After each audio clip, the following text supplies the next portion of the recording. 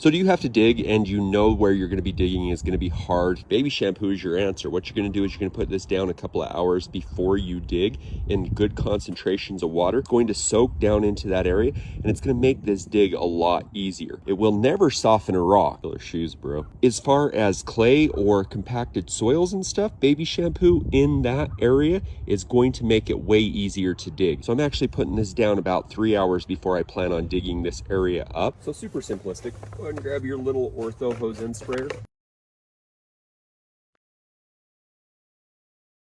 So 6 ounces of baby shampoo in here, and just fill this up with water, and away we go.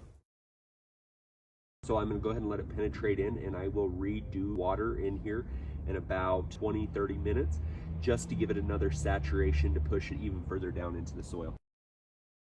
And just like that, I was able to dig a quick hole and get down there super easy.